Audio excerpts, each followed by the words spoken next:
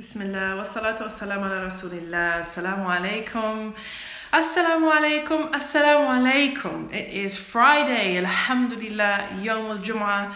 I pray that Allah subhanahu wa ta'ala blesses us with all the blessings of this day. Now y'all know, unfortunately, I very rarely get on Instagram or Facebook live when something hasn't happened.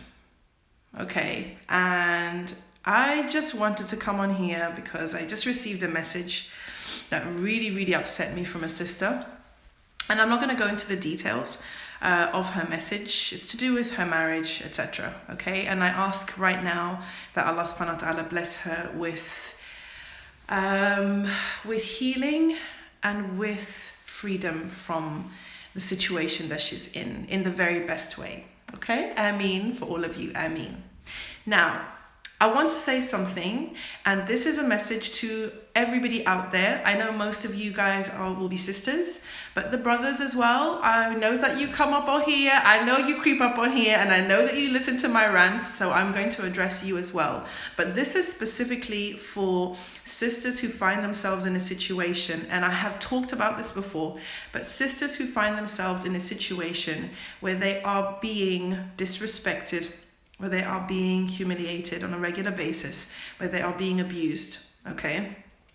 At the moment, I really don't have it in me to kind of bring it because I'm kind of tired, okay? I'm tired. But I'm not too tired to tell you something very important, and I want you to take this message, and I don't want you to get all inspired and all hyped up and oh wow, Sister Naima really brought it, yeah, she told them and all of that stuff. I'm not interested in that, okay? Because at the end of the day, hype is cheap, okay? Hype is cheap. What we want, guys, is transformation. What we want is change. What we want is progress, evolution, growth. That is what we want, okay? Not hype. So when I say this to you, I really want you to listen with your ears, let it go into your brain, and listen with your heart, okay? Please, guys, ladies in particular, set a standard for yourself. Set a standard. That standard is what you are willing to accept. That's what I said. What you are willing to accept, okay? You want people to treat you better? Raise your standard. People will, unfortunately, human beings are like this. They will treat you as badly as you allow them to treat you. Once you stop allowing them to treat you in that way, they will stop doing it because they realize that, oh, this is not working anymore. This is not happening anymore. She's not available for this anymore. And listen to me, I'm so sorry. And the reason I'm so upset about this, and the reason I'm so upset about this is because I have had too many messages from sisters. Wallahi, it breaks my heart. Too many messages from sisters whose husbands have treated them like trash and continue to treat them like trash again and again and again. They have a baby for him, he treats them like trash. They have baby number 2, he's still treating them like trash. He gets wife number 2, still treating them like trash. Baby number 3, treat them like trash. Divorce you, yeah? Then in your iddah take you back, still treat you like trash. And you keep being available for his BS. You keep begging for it. You keep accepting it. You keep apologizing. You keep accommodating. You keep enabling. What the hey? Why would he change?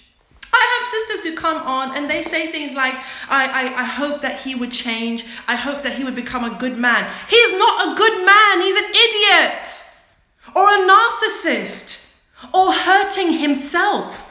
He probably has his own issues that you don't even know about, and he's simply taking them out on you. And here you are, little miss, wanting to be a good wife and a good mother and all of that stuff, making yourself available to be treated worse than a prostitute on the street.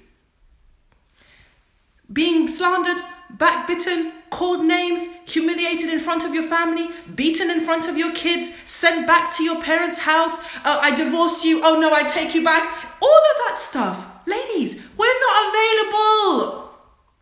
We're not available for that rubbish. You should not be available for that rubbish. Because did not Allah subhanahu wa ta'ala create you? Did he not create you? Are you not worthy of respect? Are you not worthy of the honor and dignity? And we talk about it. Ladies, in the talks, yes, they love to bring it. Oh, Islam has honored the women. In Islam, women have honor and dignity, unlike blah, blah, blah, blah, blah, blah, blah. I'm sorry, guys. Yes, Allah gave us honor and dignity, but we don't honor ourselves. And we behave like we have no dignity. Because what we will accept shows that to everybody. It's cool. Treat me however you like. I'm a patient Muslim woman. I'm going to take it. I'll take everything you've got. I will take all the rubbish. I will take all the filth. I will take all the violence, all the cruelty, all the meanness, all the insults. I will take everything, all the filth you've got in you. I'll take it. It's fine. I'll take it. I'll carry it for you. Seriously?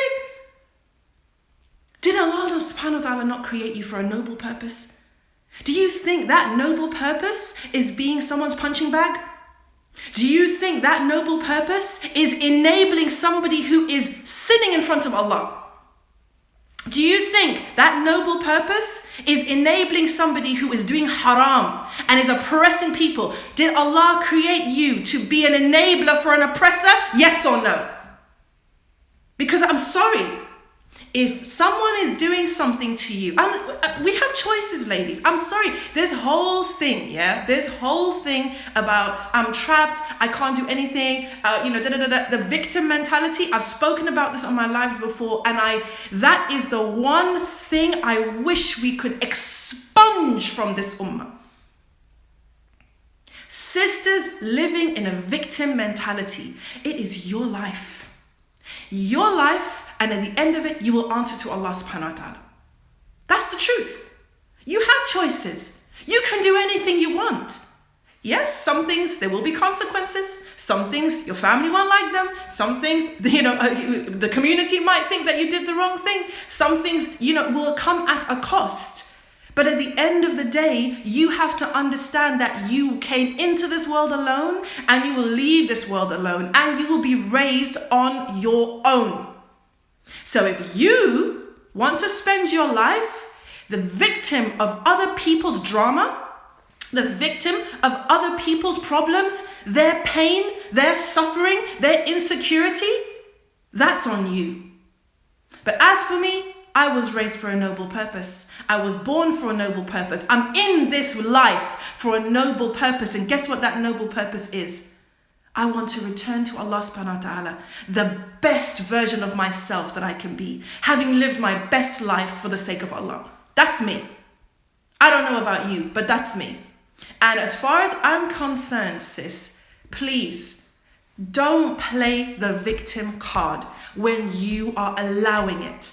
When you are accepting it, when you are enabling it. You're telling yourself a story in your head that Allah is pleased with me because I'm being a respectful wife, an obedient wife. If that's the story you want to tell yourself, then good luck with that. You're going to continue in that life. And I'll tell you where that life goes. You right now, maybe you're feeling strong, but by the end of it, He will have rinsed you. He will have rinsed you. He will have rinsed your self-esteem, your self-worth, your confidence, any shred of love for yourself. He will rinse all of that. And the worst thing is, very often, they rinse your iman as well. Because at the end of it, when you can't take any more, you may have lost friends. You may have lost family by that point. You may even have lost your children, okay? And you're left there, an empty shell. Do you think that that is what Allah subhanahu wa ta'ala wants for you? Ask yourself that. Do you think that is what Allah subhanahu wa ta'ala wants for you? Yes, it's true. We've got social systems in some of our communities that enable this type of behavior. But guys, the change starts with us. The uncles are not going to change it. Probably most of the aunties are not going to change it. And the husbands who are doing this stuff are definitely not going to change it. It starts with us raising our standard and not accepting a certain level of abuse, neglect, violence, cruelty, whatever it is. Because subhanAllah, it's like, and I know where it comes from. I can see it. I can see it coming through. The sister who's in that situation has just drunk the Kool-Aid that she's not worthy. I know. And if you're that sister in that situation, I understand. Okay, I get it. He's made you think that you're worthless. He's made you think that no one will want you. He's made you think that without him, you're nothing in this dunya. That nobody will want you, even your family doesn't want you, even your kids don't want you. Where will you go if you leave me? But it's not true. It's so not true. And I want you to hear that. In the eyes of Allah, you are gold. Allah subhanahu wa ta'ala doesn't create things for no purpose. You were created for a purpose. And you were created beautiful in your own unique way, with your own unique gifts, with your own talents, with your own special gifts to give to the world, in whichever way you choose. And I know like one talk on Instagram or Facebook is not going to change everything for you. It may not even change your mind, but please think about that and ask yourself, is this what I was created for? Is this what I was created for? Was I created to be the victim? Was I created to be the punching bag? Was I created to be the abused one, the neglected one, the abandoned one? Is that what I was created for?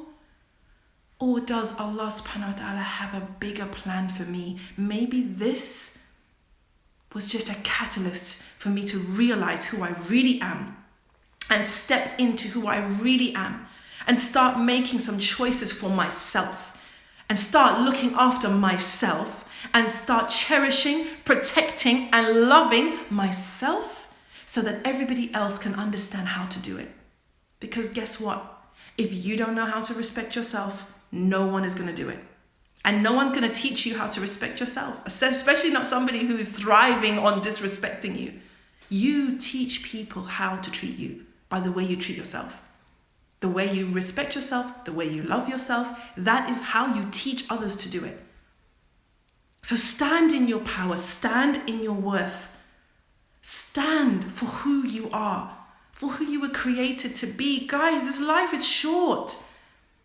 And contrary to what you may have thought, it's not meant to be a hellhole. You don't have to stay in a hellhole. We will be tried, guys. No matter where we are. Married, not married, widowed, divorced, kids, no kids, 1 kid, 10 kids, living with in-laws, living as isolated from family, employed, unemployed, self-employed, rich, poor, كل حاجة. We will be tested, regardless. But some tests are not worth it because they destroy you. Okay? And sometimes we're being tested by the bad behavior of others, and it is not upon us to enable them. It is upon us to guide them to the truth, to help them come back from their sin, from their haram, help them repent and help them become a better person because we refused to be the victims of their bad character. Maybe you're meant to be his wake-up call. Maybe you're going to be the one to show him that it's not okay. But you won't be that one to show him by accepting the abuse, by accepting the ill treatment. He will not change. He will not change. I'm going to say it again.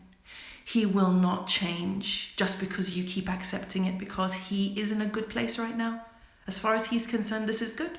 This works for me. I'm happy. Yeah. I don't love my wife. I don't sleep with her. She's boring to me, but she's there. She'll look after the kids. She'll look after me. She'll look after the house. It's cool. Why should he change? Why would he change? What's the impetus? You keep taking it, he's going to keep giving it to you. Bottom line. If you were in that situation, you'd do the same thing. Let me put it this way, yeah?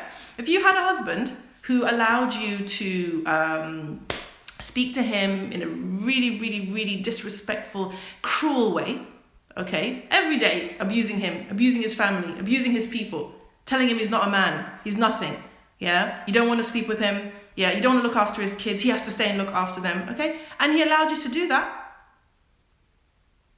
And that's what you like, and that's what you get off on. Why would you change? Why would you change? You're cool. He's accepting it. But it's cool. Like, this is us. This is who we are. This is what we do. It's fine. Just like that when you have a husband who's in a certain groove, yeah? And maybe that groove isn't grooving you, if you know what I mean. Like, it's a groove that is not helping you. But he's in a groove and you're accepting it. Why is he going to change? He's not going to change. He's never going to change until something happens. Something has to happen. Something has to click. What will it be? When you say to him, I've raised my standard and this is not acceptable to me anymore. When you say to him, this needs to change, otherwise, When you say to him, we need to get help, and if you're not happy to get help with me, that is going to have its consequences, and they are blah, blah, blah. When you say to him, I've had enough. When you say to him, I don't accept that anymore. I deserve more than that. When you say to him, if you love me, this is what I want. This is my standard. When you start to have those types of conversations, he starts to see that that behavior that he was going with before is not sustainable. It's not sustainable because the status quo has changed. You have changed. You've raised your standard. You're communicating with him. I'm not talking about getting rude. I'm not talking about being disrespectful or rebellious. I'm talking about you internally raising your standard and communicating that with him. And continuing to communicate for the sake of Allah. Because trust me, when he goes through that change, when he makes those changes, when he really asks himself what he's about, what he's doing, whether he's doing the right thing, when he examines his behavior, when he makes changes, guess what that's called? It's called growth. Will he be a better person afterwards? Yes, he will. Inshallah, will he see the error of his ways? Inshallah, he will. Maybe he will even repent to Allah for some of the things that he did. And that will be a good thing for him. Because if a woman or a man is an oppressor, Allah is not pleased with them. And that's what we have to understand. Allah is not pleased with him, or with her. So you think that you're loving him by continuing to accept the abuse, but actually you are enabling a zalim. And the zalim is not pleasing to Allah subhanahu wa ta'ala. Allah is not happy with those who oppress. So if you're standing with somebody, enabling their oppression, you are enabling them to earn the wrath of Allah subhanahu wa ta'ala. And I know that's not your intention, but that's what's really going on here. And as a human being, if you say you love him or you love her, the way that they're behaving, they need to up-level. They need to up-level. A lot of the time, they are hurting themselves. Sometimes it's purely nafs or ego. Whatever they are, whether they're hurting and they need to heal, or it's nafs and ego, they need to do the work on that. They need to do the work on that for them to develop as human beings. And we're not helping them by enabling them. It's the same with our kids. If you have a son who's doing this, or a daughter who's doing this, it's the same thing. You're not helping by enabling them. You're actually handicapping them. And you could be jeopardizing them before Allah subhanahu wa ta'ala. So as a woman, as a wife, as a mother, as a sister, as a daughter, raise your standard. Raise your standard and communicate very clearly with the people around you. Because check it. If we as an ummah, as a community, as a generation, collectively raised our standard, okay, there will be some people who would not be happy. There will be some brothers who come up on there and say these sisters are fitna makers, they're troublemakers, da-da-da-da. There will probably be some separations, there will probably be some divorces. Some of them needed, yeah? But that's not what the point is here. Because what would happen is that, firstly, those women would get a chance to heal. Those men would have a chance to see their behavior for what it really is and maybe even evolve and change. And the children will see that my mom has standards And as a woman, I should have standards. And as a man, I should want a woman with standards. And I should respect that a woman has standards. And then, hopefully, it becomes more and more part of the culture that people understand that I can't get away with that kind of behavior. And if I'm wanting to carry on like that, there are going to be consequences. And I have to ask myself, am I ready for those consequences or not? It's the same with domestic violence. And I said this in a live a long time ago. It's the same with domestic violence. Domestic violence thrives on enablers. When the wife allows it, for whatever reason, and the family keeps quiet about it, the abuser is enabled to continue with his abuse. Now, if a woman puts her hand up and says, no more, what will happen? And if more women put their hands up and say no more, initially what will happen? There will be women leaving the marital home. There will be women who become single mothers. There will be separations and there will be divorces and there will be convictions. Okay? That is in the short term. And there will be family relationships that are broken up in the short term. All of this will happen in the short term.